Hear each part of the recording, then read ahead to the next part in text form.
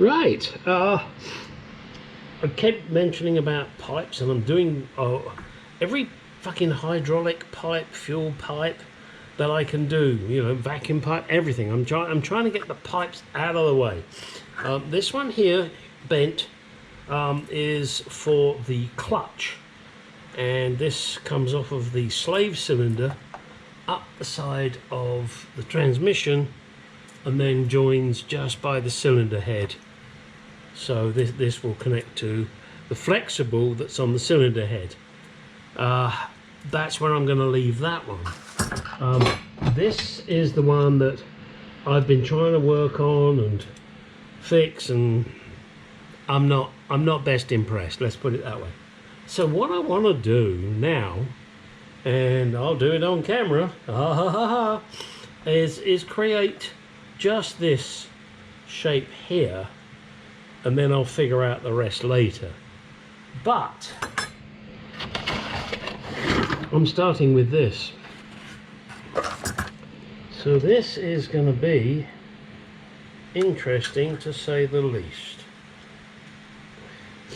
Now, I don't know if you can see this, I hope you can, because I'm just trying to straighten the pipe.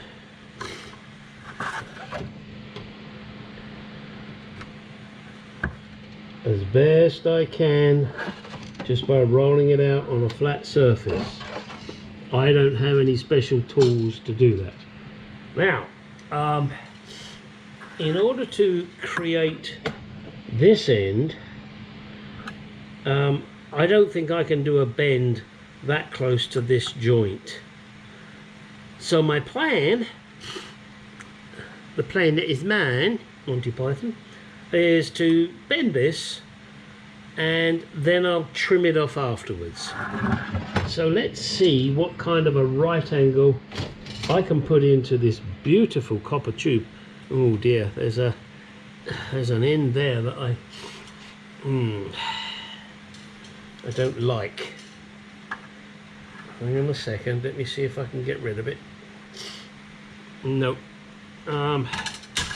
I'm not happy with that. I'm gonna cut it. Don't go away. Now, could I have left that? Hell yeah. Could Gary have left it? Hell no. So I'm just going to trim this off, because there's a little kink in there that maybe you can't see that I just do not like. And if I don't like it, it don't happen, because it's my car. And this is a conversation I have with my friend Dave of Classic Car Cave. We are doing our cars how we want them.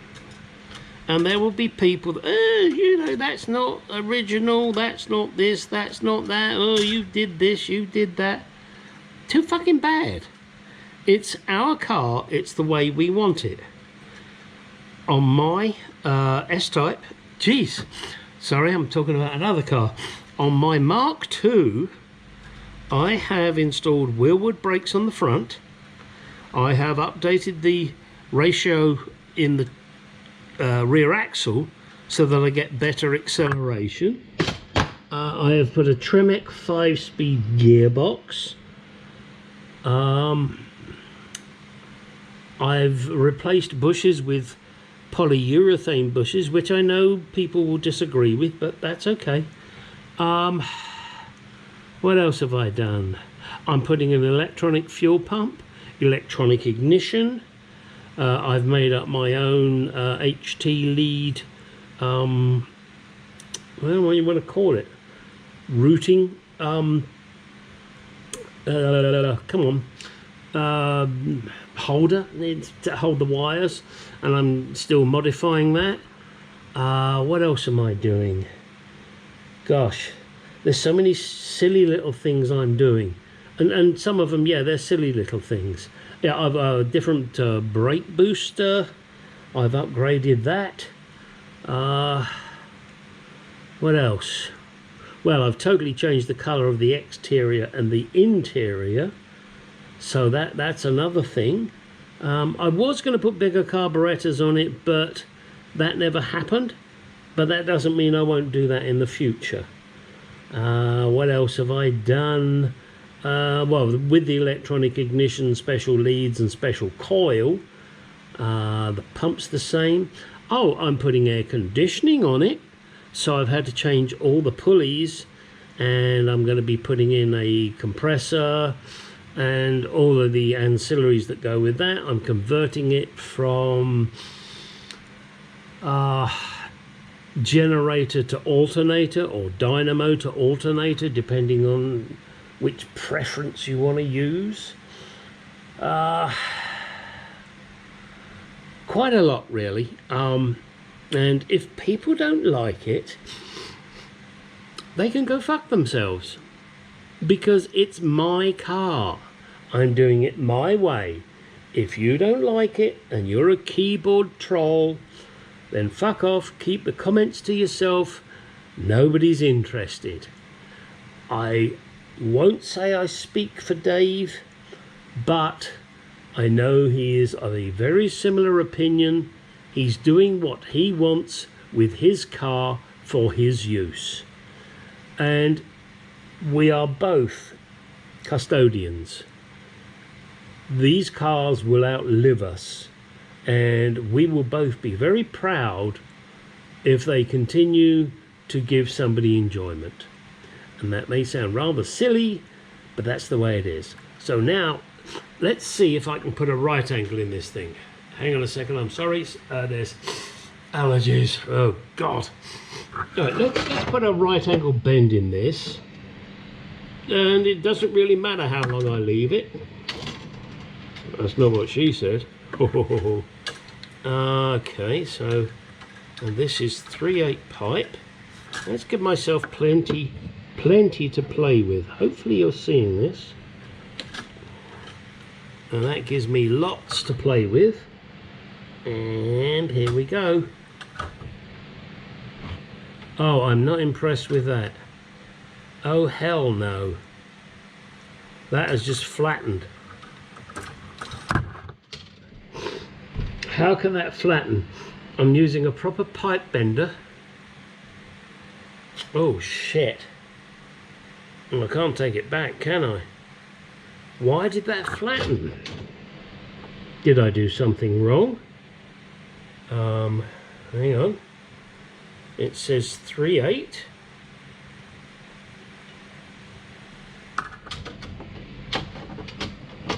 Oh, this is not good, folks. That's 3/8. That's 3/8. Did I do it too fast? Is it because it's copper? Did I do it too fast? That's all right, I've got plenty to play with. It's flattening it. Oh, shit.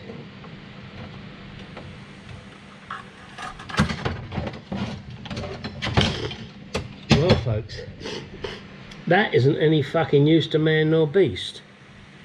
So I'm using a pipe bender on a copper pipe, and it's creasing. How else do I do that? Do I have to get a 3/8 spring and put it inside the pipe? Oh, hell. I bet that's what I have to do. Shit. Well, I have no choice now. I've got to cut this off. And then the only reason I'm saying about the 3/8 spring is this is what we had to do when I was an electrician and we were bending particular pipes. And in order to stop it flattening, shit, that really pisses me off. When I've bought what I considered to be the correct tool and what I considered to be the correct pipe. And I may have just wasted my money. Alright, I'm going to cut this off, and do I have to heat it? Would that be what I need to do? Heat it? I find that hard to believe. Well, folks, we'll be back. Gosh, now I really am fucking disappointed. So I'm going to cut this piece of shit off and throw it in the trash. Maybe I'll use the end here as an experiment with heat. Oh, excuse me. But I can't think that heat is the answer because it will still collapse. We'll see. I'll be back. Sorry, camera doesn't want to switch off. Okay. Well, in order for me to make this, copper tube is no fucking use. Anybody want 8 foot of copper tube? Make me an offer. It's cheap. So I have ordered steel tube. I had to order 25 foot of it. Probably, if I get it right, the most I'm going to need is going to be what? 4 feet? So I'm going to have 21 feet left over. If I fuck up a few times, which I probably will, I'll at least have 10 feet left over. So anybody interested, again, let me know. Just give me an email. gstylegarage@gmail.com. It's of no use to me, so I will sell it at a ridiculously cheap price to you. Plus shipping, of course. So, this is what I've got. Yeah, really disappointed. Gotta say that. I'll still keep the olives, the washers, whatever you want to call the fucking things. What did you call them? God, it was something silly, wasn't it? Hang on. You call them sleeves. Okay, when I say silly, it's, yeah, each to their own. Alright, let's move on. I'll go to something else now, purely because while I'm waiting, while I'm waiting for the pipe to be delivered, I'm not going to wait to put the video out, and I will continue this video with something else. Who knows what? Well, here we are, and look at my bench. What a bloody mess. Time for a tidy up. Anyway, the main reason for doing this is I have to put a wire from here to here, from the solenoid to the main power. Although my friend Classic Car Cave Dave likes to call this the exciter. I guess that's the only excitement he gets these days. Har har. Sorry Dave, just a joke. Anyway, I was struggling to get to this this top bolt. Well, that's the bottom one, don't lie. This top bolt here. Oh my god, what a pain in the ass. No, it was the other way around, Gary. That was the top bolt. Anyway, it doesn't really matter, you don't care. But it was the top bolt that I was having trouble getting to. I could not get to it. I was struggling. I tried underneath, I tried from above. Oh, bollocks. I really do think I should cut a hole in the transmission tunnel and get to it that way. So I get inside the car. Yeah, there is a cover that you remove to get to this bolt on the transmission tunnel. Duh. However, I didn't need to take the cover off because I don't have the transmission tunnel cover on, so I could reach it through there. And after struggling for probably an hour and a half, it took me like 15 minutes to get this bolt out. Probably even less than that when I come to think of it. Yeah, so anyway, that's what I got to do. I've got to get a wire from there to there. That's because I'm still using the old solenoid, and obviously when I send power to here, I need to send it to there so that it engages the starter. And if you have one of these, don't forget to do it. Unless you wire straight to this, of course, then you won't have to worry, but that's not the way I've got it set up. I'm sure I mentioned this copper pipe doesn't bloody work. You can get an insert to go inside it to help prevent it from collapsing. It either goes inside or outside, I can't remember which. However, I've ordered myself 25 foot of pipe from eBay that'll be sturdier, and 25 foot gives me a lot to play with because I only need about 3 foot, I guess. Alright, that's it for the moment. Well, continuing on my messy bench, got the wire in there now. That's all done. Got the shroud over the main connection. Got a nice spring washer on there and tightened it up. Just got to bend this up when I put it in. That will be perfect. So that's the next task, is to get this thing back in from whence it came. And it's not going to be easy, but once it's in, then in theory, if I connect the battery, I should be able to turn the engine over with the key and the starter button. And that will be amazing. That will be a big step. But that will be tomorrow. It's time for a bit of a teaser. Just got a package here from Berlin Fuel Systems in England. And it is for my fuel pump. What am I doing, you may ask? What the hell am I doing, I may ask too. I am going to convert it from points to electronic. I'm also converting it from negative to positive. Don't lie to me, from positive to negative. Although I believe the ones I have are dual. I just got to make sure that I use the kit and get it done. Okay, there's the invoice. I'm sure you don't need to look at that.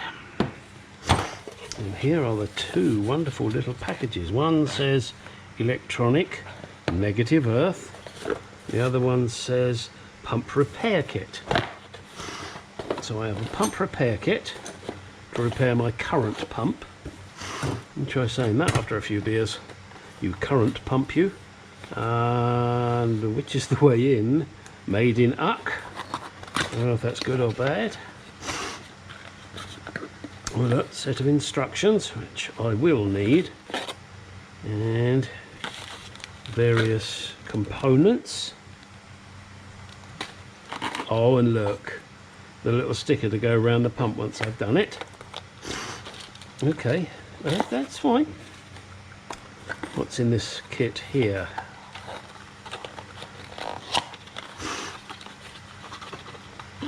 This is the electronic stuff to replace those points. So that's going to be fun to do. I will read the instructions first. I promise. I know I'm a guy and that's against the rules, but I'm going to. And this is the repair kit. Okay, yeah, look at this. Oh yes, all those lovely little funny strange little valves. Oh, what are all those brassy things? Probably, oh okay, they go on the, wow, that don't look right. I guess it is, it just looks so big. That's what she said last night. I said it don't look right, she said it looks so big. And I said, yeah, that don't look right. I don't remember that. Well, from my youth I do. Alright. We will see. Hopefully that is the correct kit. So that's a bit of a teaser for you, because I won't be doing that for a little while yet. I want to finish off doing the starter. Well,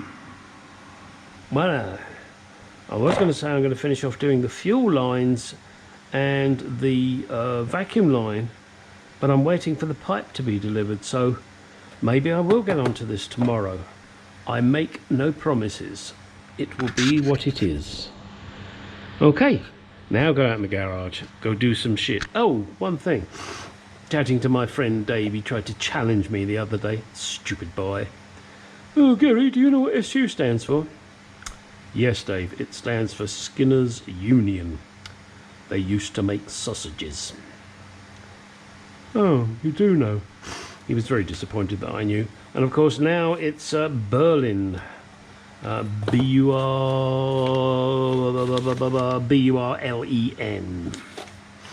So there you go.